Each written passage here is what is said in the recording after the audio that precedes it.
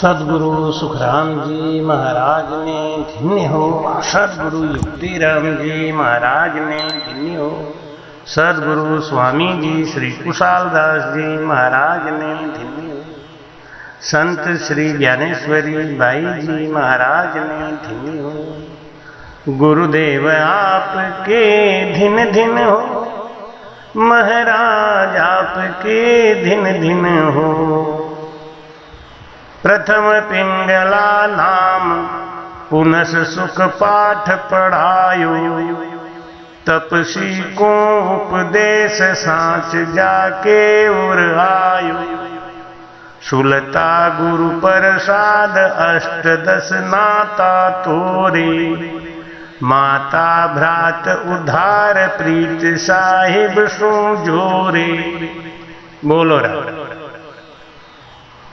महाराज कहते हैं कि राम नाम एक ऐसा पराक्रम है, एक ऐसा पारस है, वो समदर्शी है।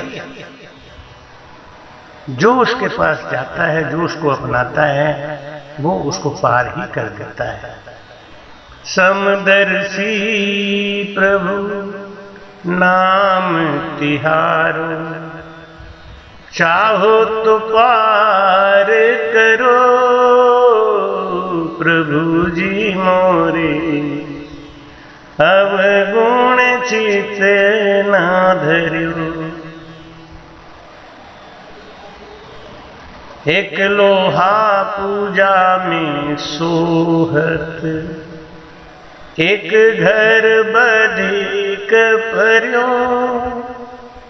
ऊंच नीच पारस नहीं जानत, कंचन करत खर्यो प्रभु जी मोरे।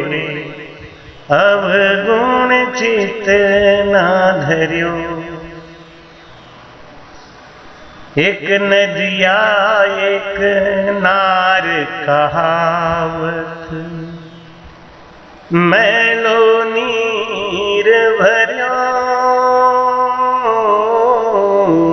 मैलो नीर भर्यो, जब दोनों मिले एक बरन भई, सुर सरि नाम पर्यो प्रभु जी मोरे। अवगुण चित ना धर्यो गुरु जी मोरे। अवगुण चित ना धर्यो।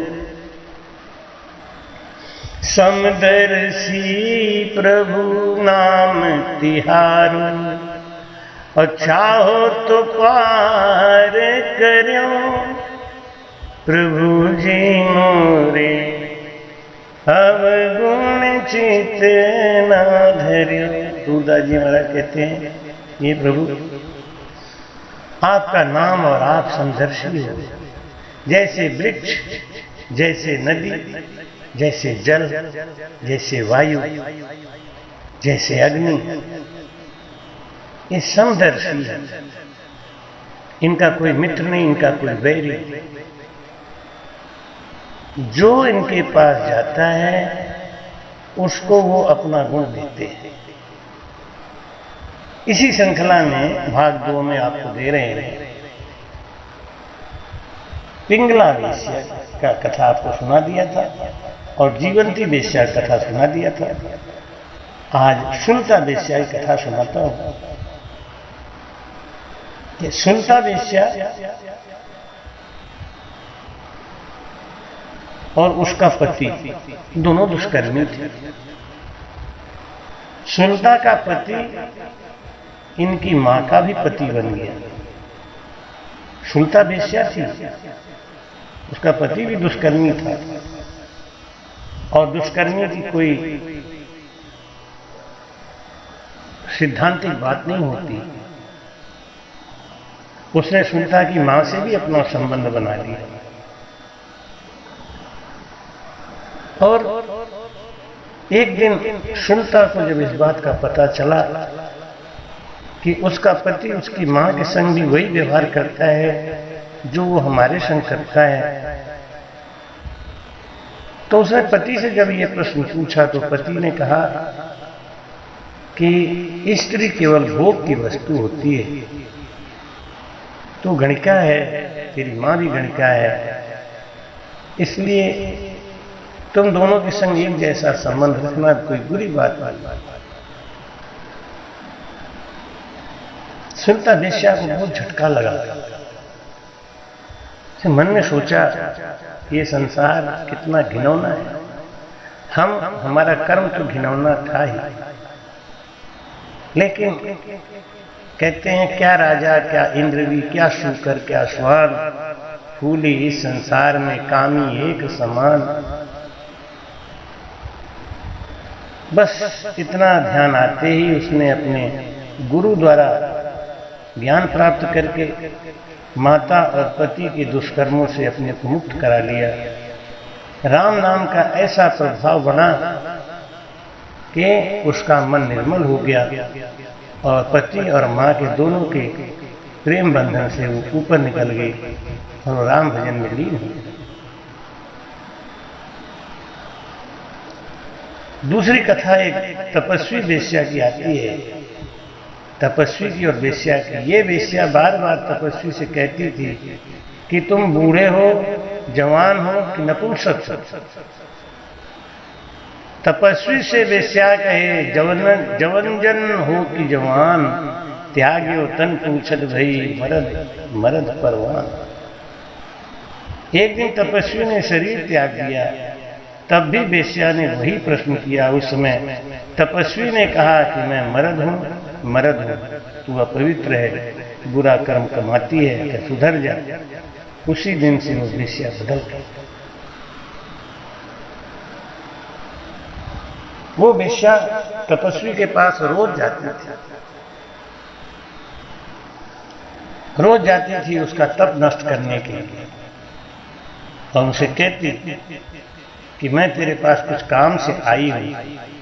तपस्वी कहते कि तुम बैठो, मैं कुछ विशेष काम कर रहा हूं, मेरा कार्य जिस दिन पूर्ण हो जाएगा उसी दिन मैं तुम्हारा काम सुनूंगा।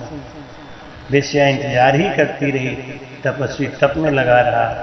एक दिन वेश्या के मन में आया कि ये तपस्वी कौन से ज्ञान के बस में है, कौन से अभिमान के बस में है, जैसा ये करता है वैसा मैं भी करूं क्या।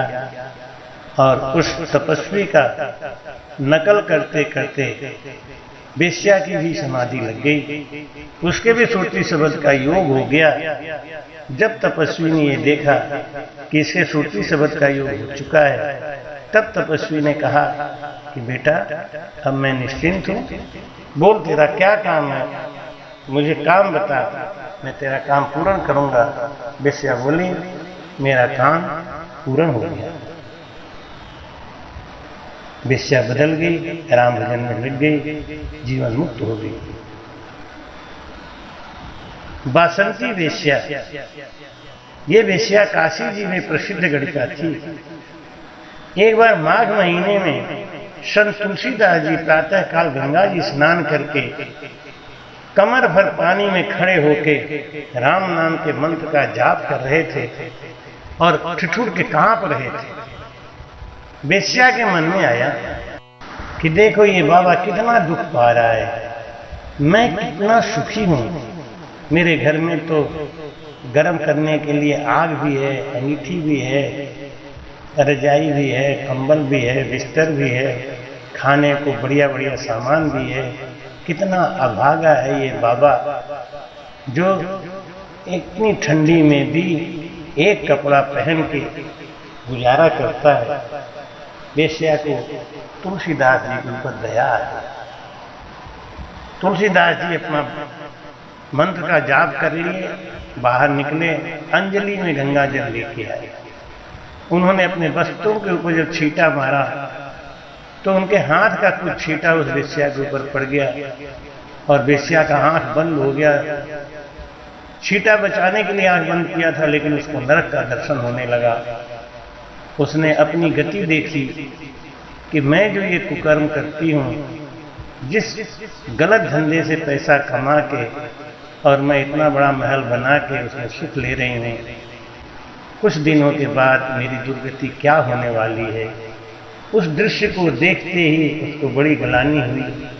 अत्यंत दीन होकर त्राहि त्राहि करती हुई श्री गोस्वामी जी महाराज के चरणों में जाके गिर गए।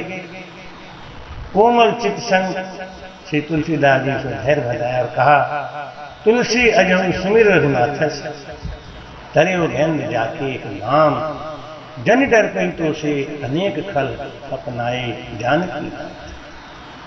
उसी दिन से बासंती वेश्या समस्त पाप कर्मों को त्याग कर राम भजन में लग गई और सदगति को पाई।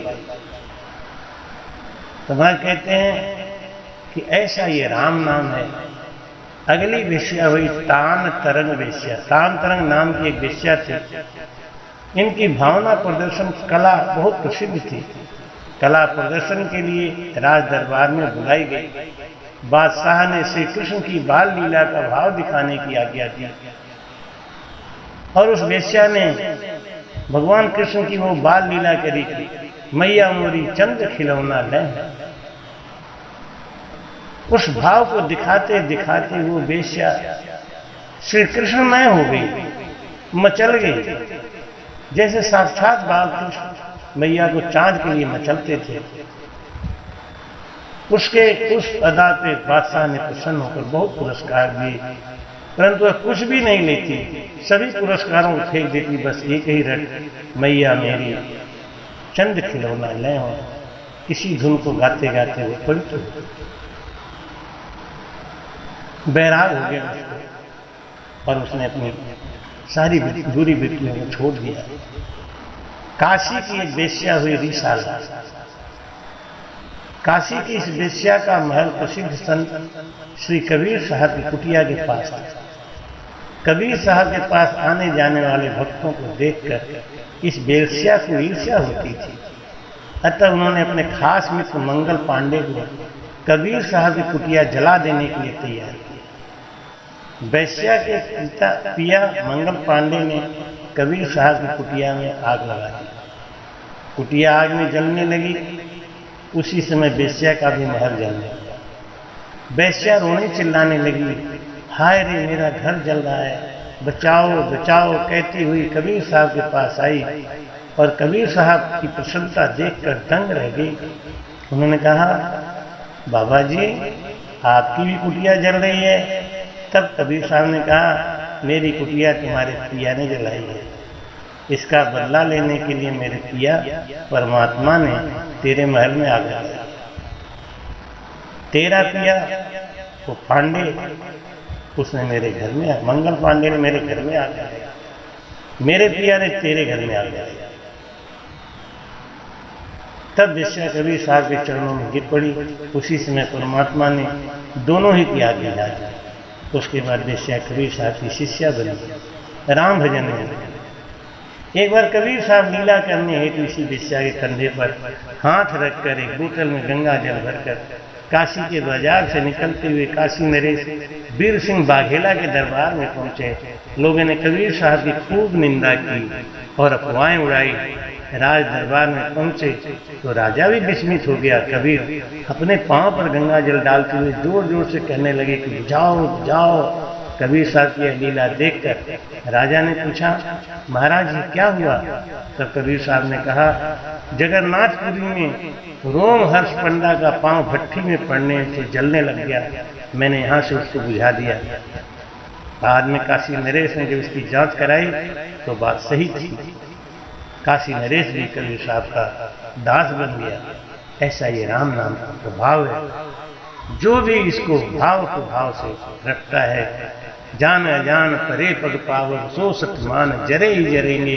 जान अजान पीवे कोई अमृत काश सेक टरे ही टरेंगे, उसका शोक टलेगा। जान अजान छुरी छुए पारस ताश के मैल विकार हरे ही हरेंगे। जान अजान रटे को राम चरण वे तिरे ही तिरेंगे, तिरे ही तिरेंगे, तिरे ही तिरेंगे। राम जी राम महाराज। इस प्रकार हमने 7 वेश्याओं की कथा आपके सामने रखी। ये 7 वेश्याएं जो हुई, इतिहास में इनका नाम प्रसिद्ध है। इन्होंने अपवित्र कार्य को करते हुए भी परमात्मा गति को प्राप्त कर लिया था। तो भाई कहते हैं कि जब पापी से पापी तर जाते हैं तो धर्मात्मा क्यों नहीं तरेंगे। तुलसी तनिक न छाड़िए लेन हरि को नाम, मानुष मजूरी देते हैं तो क्यों रखेंगे राम।